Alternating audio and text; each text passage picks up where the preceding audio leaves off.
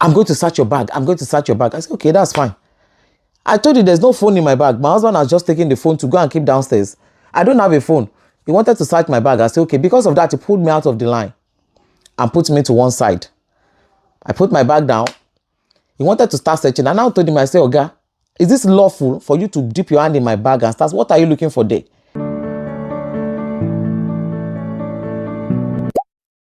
So, hello everybody. Welcome back to Akomolafe family channel. Just wanted to share my experience about my recent visit to the Nigeria High Commission in London.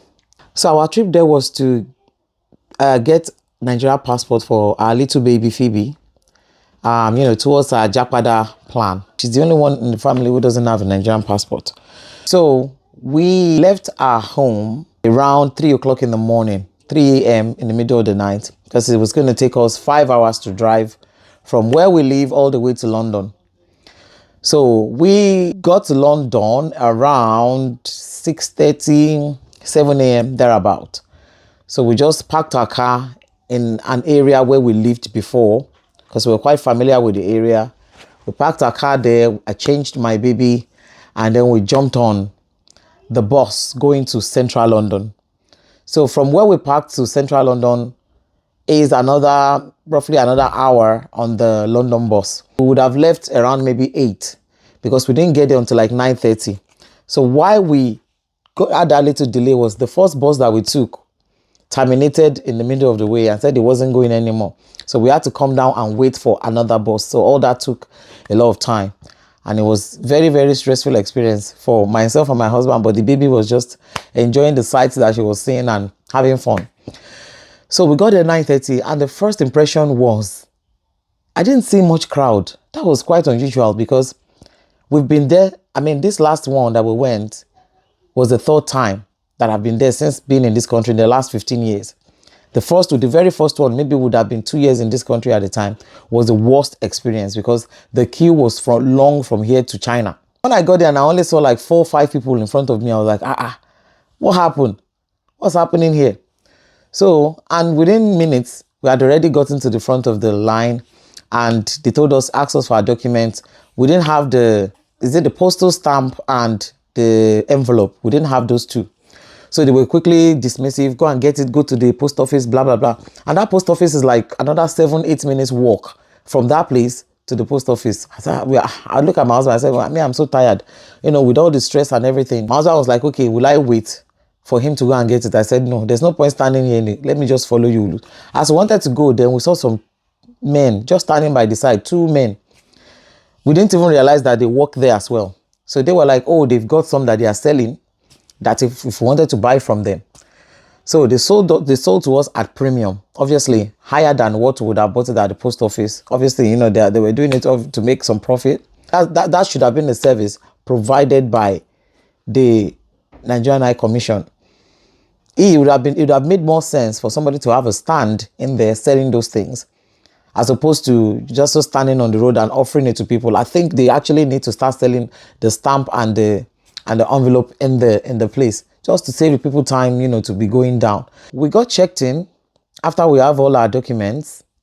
And when we got into there's the lower ground and there's the upper ground. The lower ground is where they do the initial taking your documents, initial check of the documents. And then the upper ground is where you capture. So when we entered, we saw there must have been around maybe between 45 to 50 people there. So it wasn't overly crowded, and very quickly they were calling the numbers. Soon they called our number. We went forward with our document and they told us the things that we needed to bring. So we found out that we needed to make some photocopies. Right inside the building, they're making photocopies, £1 for each copy. So we went there and made photocopies. And then they were talking about us getting letter of consent. So my husband was like, oh, the parents are here. We can write the letter. They said, no, we have to go and get a typed up copy, which they were also selling for £1. All right. So that was what they wanted. We went to pay another £1. We got the letter. The service so far was smooth, it was quite faster than usual. So I don't know if this is because of the changes that the Nigerian government have made recently, that people can then do their renewal online. So I was just assuming that most people that were there, I don't think all of them, but just assuming that most people that were there for capturing for the first time. So a lot of people were there with children. So I was thinking, yes, most people came there with their children because they were capturing for the first time. So that probably would have contributed to the less crowd, because I remember that place always being very rowdy. Every time we go there, it's always a nasty experience. But so far, so good at this point. Then people started complaining that they didn't write certain things on the website. So there were some things that they were asking people there that people did not visibly see on the website in terms of documentation. So somebody was like, oh, but you didn't write on the website. The man was telling, one of the staff was telling her, oh, it's there. You have to look somewhere. So the lady was like, so we have to go and be looking for. It should be visible where everybody can see it. And then there's a particular way you need to arrange your documents that they pasted on the wall there. You have to arrange your document. If you don't arrange it that way, there's one boss madam who we were all queuing to see that was just sending people out. So there was this lady that they had tossed up and down for a while, that she just busted into tears and was crying. Another member of staff was already reassuring her and trying to calm her down. So we were not used to all this kind of positive things, you know. So there were a lot of positive things, and we're like, okay. But the madam that was inside there, people were like saying so many nasty things like, oh, this woman, she's so fierce. Any little thing, she will just throw you out. She will tell you to go back. And they were, you know, they needed to be mindful that people are coming from outside London. People are coming 5 hours drive on the motorway. People are coming 6 hours drive. So it doesn't make sense. If it's something that they can still walk around, you know, I would imagine that that's what they should be doing. But I heard stories that they sent some people away. So how true that was, I don't know. Whether they managed to find solution to it.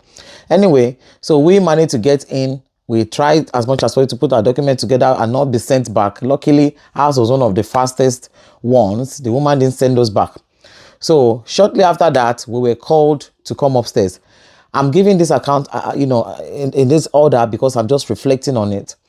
So one major downside that I will just point out straight away at this point was when we came in initially, they were so fierce about collecting our phones from us. They had all these lockers where the phone issue was a big deal. Like, I will even explain to the man, I said, I've got children in the nursery school, and we've driven more than 5, we're like 7 hours away from where we live normally. And I said, I want to know if the children are in school, somebody drop them off at school for me. I need to know if I have an emergency, I need them to be able to reach me. I don't want my phone locked in a locker somewhere. But the guy was like, oh, no, you have to put it down. Okay, I said, let my husband leave his own. Me, I will put mine on silent. And he did allow me to do that. So I put my phone in my bag, put it on silent. But they warned me that if I have the phone on me, they will not let me go up to capture. They would not attend to me. So I told him that I will explain to them when I get there. All right. So then, after the downs place, they now told us to go upstairs to go and capture. I went to that floor, you know, as I was approaching the upper floor, my husband had gone ahead of me. There's a particular place with a metal detector. There was one man standing there who was doing the checks. It was the same man that checked us in from the beginning when we just arrived. That man lacks respect. That man is very unprofessional. That was the only nasty person that I could pinpoint. There's no other way to describe somebody who is unreasonable. That's the word to use. Very unreasonable. So my husband approached him and he said, where is your phone ticket? You know, when they take your phone, they'll give you a ticket. So my husband said, oh, he's got it. He now asked, do you have any phone in your bag? Obviously, it's not a man that owns the bag, it's a woman's bag. So my husband told the man that my wife's phone is in the bag. And he said, remove the phone. So my husband took out the phone, because I was just coming up the stairs when all of this was happening. He just took out the phone, and as I was just approaching, he gave me the bag. He now told me, I've taken the phone out, you can go. So he went downstairs to go and drop my own phone as well, so that I could carry the baby. I was carrying the baby in one hand and carrying my bag. I could carry the baby and pass. So as I got to the man was like, where's your phone ticket? I said, I don't have it. I don't have the phone. I don't have a ticket. My husband has taken my phone downstairs. I thought it'd be reasonable to understand that that's the same man who's just taking the bag downstairs. He said, he looked at me and just immediately concluded I was telling lies. I'm going to search your bag. I'm going to search your bag. I said, okay, that's fine. I told you there's no phone in my bag. My husband has just taken the phone to go and keep downstairs. I don't have a phone. He wanted to search my bag. I said, okay, because of that, he pulled me out of the line and put me to one side. I put my bag down. He wanted to start searching. And I now told him, I said, Oga, is this lawful for you to dip your hand in my bag and start? What are you looking for there? I told you that I don't have a phone. He now said, oh, okay, you have to bring the things out of your bag. You have to bring the things out of your bag. And I look at myself, I said, okay, we've been here 1 hour, 30 minutes. I don't want this man to waste my time. So I opened the bag with one hand carrying the baby. He didn't even care. The pressure of carrying baby on one hand, a 6-month-old baby. I opened the bag, opened the zip, opened the bag. He could see clearly that there was no this in there, baby things, baby food, baby diaper. There was one particular smaller black bag that I put the baby diaper. He thought the phone was inside there. He told me to open that baby diaper. So I had to struggle too. I was looking at him that I'm using one hand to hold the baby. The other hand, how can I be opening zip with one hand? You know, he was standing there. He was ready to waste my time. So I said, okay. I managed to grab the baby, hold the tip of the something and open it. He saw that it was diaper. He still kept looking in the bag and saw another inner zip because that place was a little bit swollen. You know, my cards, my bank cards and different tissue paper and things were there. So it looked bulky that side. He just said, Madam, bring out the phone with so much confidence that that particular place was where I was hiding the phone. Madam, bring out the phone. I now opened the place for him. When he saw that there was no phone there, he now did like this. The idiot could not even apologize. Unreasonable man who saw a mother holding one baby in her hand, he didn't have sense. That was the only staff I saw on the whole of that place who was really, really unreasonable. Why are you people so vicious about the phones? If you are doing the right things and you don't have anything to hide, why are you so vicious about people not having their phones? What is the problem with people? And the annoying thing was, you know the annoying thing? There are people, some of us that genuinely need to hold our phones because we have children. As soon as I got upstairs, the place where he was telling me I should not take phone, when I got, immediately I saw like 3 or 4 people holding their phone and pressing it. People that were downstairs together. How did those ones bring their phone into the place? That we have children. He made all that scene, all that drama for me not to be able to bring my phone, but some people had their phones there. So there was that, you know, like partiality. There was no fairness. There was no equality.